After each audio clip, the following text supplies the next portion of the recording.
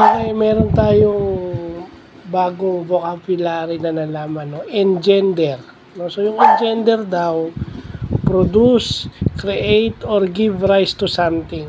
No? So, it is used in both business and in law. Kumbaga, pag sinabi mong engender, yun daw yung cause o yung dahilan kung bakit nangyayari yung specific situation.